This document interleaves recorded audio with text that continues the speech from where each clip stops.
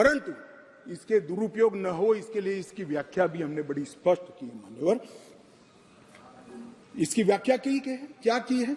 जो कोई भारत की एकता, अखंडता, संप्रभुता, सुरक्षा और आर्थिक सुरक्षा की प्रभुता को खतरे में डालता है और किसी भी वर्ग में आतंक फैलाने का प्रयास करता है आइदर और साइड से, उसको आतंकवादी घटना कहा जाएगा। उसका विवरण दिया है। डायनामाइट, विस्फोटक पदार्थ, जहरीले गैस, न्यूक्लियर का उपयोग, ऐसी घटनाओं में जब कोई भी मृत्यु होती है तो ये घटना करने वाला आतंकवादी कृत्य में लिप्त माना जाएगा। अब इसमें कहां दुरुपयोग की गुंजाइश है? मगर मन में एक भय पड़ा है मान्यवर, वो भय से ये विरोध जन्म लेता है और मैं तो मानता हूं ये भय तो रहना ही चाहिए। जो आतंकवादी कृत्य करते हैं उनके प्रति कोई दया भाव नहीं होना चाहिए। कठोर से कठोर इनके लिए कानून का प्रावधान होना चाहिए और ये नरेंद्र मोदी सरकार का उचित ही निर्णय है कि आतंकवाद के लिए ये कानून में हमने जगह दी है।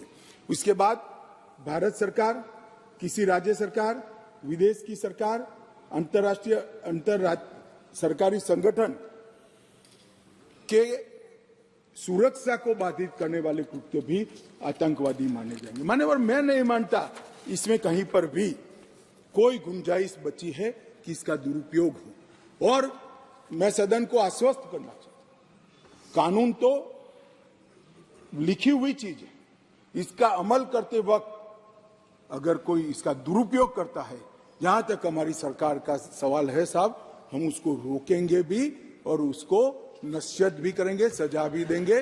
और सबसे ऊपर कोर्ट है। अगर किसके ग्रीवेंसेस है तो ये आतंकवाद को रोकने का प्रोविजन भी कोर्ट के ऊपर तो नहीं है।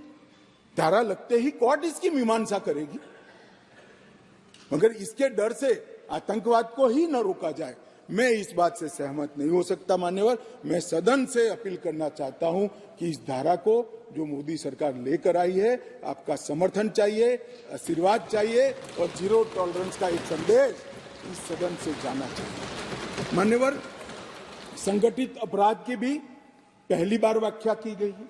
कई राज्य और राज्यतर गैंगे संगठित अपराध करती हैं, इसके लिए कोई विशेष कानून नहीं था। इसके अंदर हमने साइबर अपराध को, आर्थिक अपराध को, भूमि हत्यानक को, हथियारों की व्यापार को, डकैती को और मानव लोगों की तस्करी करने, व्यक्तियों की मानव तस्करी में, ये सभी को इसके अंदर रखा है।